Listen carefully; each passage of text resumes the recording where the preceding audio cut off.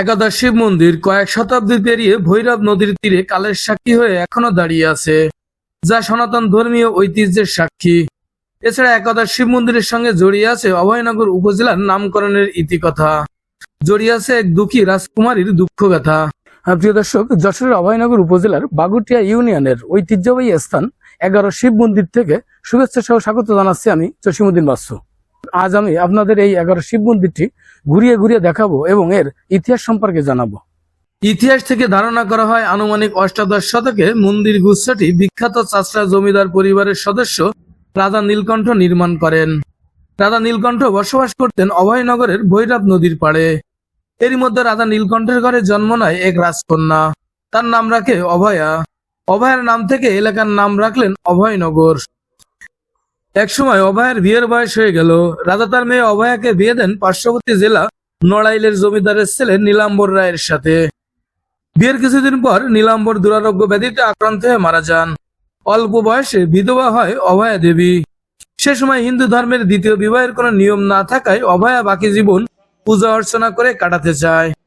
নীলকণ্ঠের কন্যা অভয়ার ধর্মকর্মের জন্য এই একাদশ শিব মন্দিরটি প্রতিষ্ঠা করেন।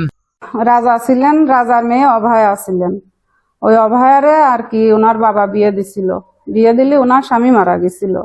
স্বামী মারা গেলি তা বললো যে বাবা আমার আর বিয়ে হওয়ার দরকার নেই, আমারে 11টা শিব মন্দির করে দাও, আমি বাকি জীবন ওই ভোলানাথের পূজা করতে করতে আমার জীবন দিয়ে দেবো, আমি আর বিয়ে করব না। প্রতিদিন দেশ বিদেশ থেকে দর্শনার্থীরা এলেও নেই মৌলিক সুযোগ সুবিধা। বিশুদ্ধ পানির সংকট, স্যানিটেশন ব্যবস্থা ও পর্যটকদের বিশ্রামের জায়গার অভাব সব মিলিয়ে পর্যটক সম্ভাবনা থাকলেও অবকাঠামোগত ঘাটতি স্পষ্ট। আমাদের অভয়নগরের ঐতিহ্যবাহী 11 শিব মন্দির সংস্কারের অভাবে হারিয়ে যেতে বসেছে। সরকারের কাছে দাবি রাখব যেন অতি দ্রুত এটাকে সংস্কারের ব্যবস্থা করেন। দেশ বিদেশের থেকে অনেক দর্শনার্থী এই জায়গায় আসে, বাইরের জেলা থেকেও আসে। এসে এই জায়গায় যে একটু বিশ্রাম নেবে বা এই জায়গায় পানি পান করবে এরকম কোনো সুব্যবস্থা নাই। এই জায়গায় যে টিউবওয়েল আছে নোনা পানি ওঠে এবং তারা পানি খেতে গেলে বাইরে যাওয়া লাগে। আর এই জায়গায় যে একটা টয়লেট তো জরুরি দরকার, কিন্তু অনেক দিন ধরেই অনেক জায়গায় আবেদন করা হয়েছে, কিন্তু আজও পর্যন্ত সেই টয়লেটের ব্যবস্থা হয়নি।